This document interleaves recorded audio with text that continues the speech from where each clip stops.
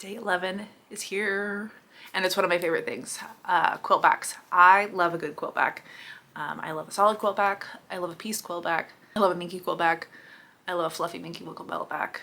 I just love all kinds of quilt backs. So it's hard to decide what to put on a quilt anymore. So I know there are people that love their 108s, and that is their purest and one and only answer. And I do love a good 108 when I want to use one, but I also love to piece quilt backs. When I say I love to piece quilt backs, I don't just mean like sewing two pieces together. I mean getting a little fancy and getting a little wild and using your scraps up to make this crazy little quilt back that matches the front as much as it does the back and ties in everything. Like this one from when I made the Elizabeth Hartman dinosaur quilt.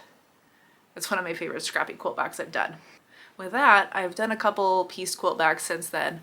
My Christmas quilt had a pieced back because I wanted a printed back, and then when it came down to it, I didn't want to fussy cut and align my cats, and so I decided that I was going to piece some grunge in there so that it would be mostly this Alexander Henry print, and then with a little grunge to offset. And usually when I do a piece in, I don't do it straight down the center. I do it slightly off to the side. Just visually, I like the look of that. I think it comes with my photography background and having that rule of thirds, where when things are on those third crosshairs, that's visually and aesthetically more pleasing, so to speak.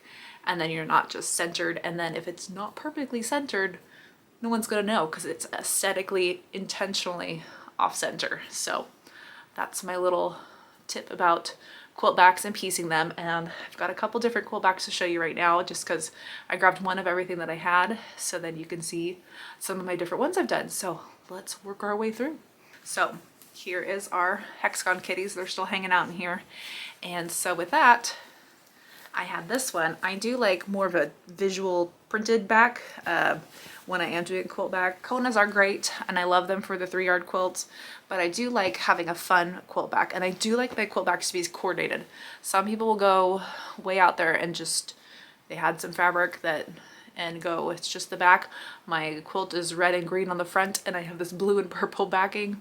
I don't care. And so I do like my backings to be a little more coordinated with my fronts. And so with this one, since I had the blue in here, I felt like I could get away with the blue here.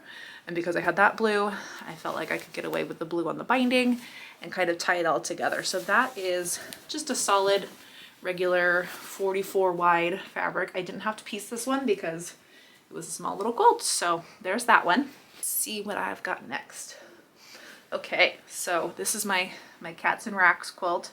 It was a Charlie Harper bundle that I stalked and obsessively wanted at my very first quilt con, and then I finally made the quilt. And when I made the quilt, I put gray minky on the back, and I just love how with that gray minky, the smooth specifically, you can really see the texture that shows up, and it's just so nice and so soft. I think this was the first quilt I put minky on the back for me, and I love it. Trixie loves it. This is one of the pictures of her snuggling in it for the first time. I don't even know if I had binding on at that point, but I think it's just, it's so soft. It's super cozy, and it's been on the bed a couple times, and so I think I just love it. It just brings out everything. So that is what a smooth minky back, which these come in 60 wide or 90 wide with Shannon Fabrics. I don't remember which color this is, so I can't help you out there. It's been a while since I made this one.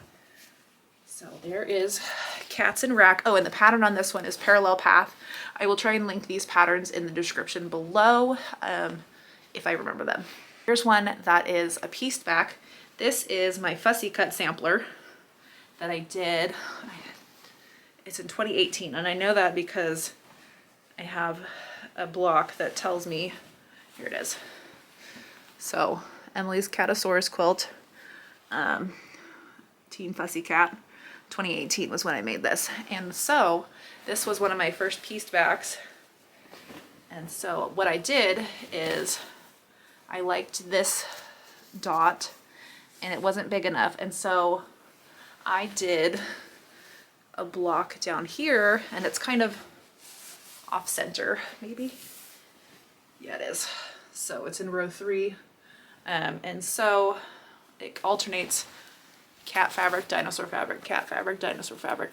So in case you couldn't tell, my theme for this quilt was cats and dinosaurs, and then the colors were blue, yellow, and green. This book is probably what I'm going to talk about in a couple days when it comes to the favorite quilt book, and so come back for that. But in the meantime, here's that little look at some of the backing as I try and scroll it through. But it was so much fun and so very me. I love it. So there is one of my pieced backings. And then this one is the Vegas wedding quilt. We made it last year for our wedding. And on the back, I put the furry minky. So this is the Mirage from Shannon Fabrics. It's 80 wide, and it's so soft. It's so fluffy and so cozy, and it's just perfect. So if you want something that's a little fluffier, that's not crazy wild thick. I've had some crazy wild thick ones to quilt before. Oh, here's my quilt tag. The Mirage, which is the 80 wide version of Hide from Shannon Fabrics, that is the way to go. So you can get it in 60 wide with the Hide or 80 wide with the Mirage, and it quilts up great. I did this on my long arm. If you go back to that video, you can see it in action, and it's very nice, and I love it so much. This, I can tell you, is the color Mallard, because Mallard was as close to the wedding colors we could get, and it's perfect, and it looks like it even matches my wall. So now that you've gotten toward a quilt back, let's go finish a quilt. I've got that twister quilt that just needs to get done, so let's go do that.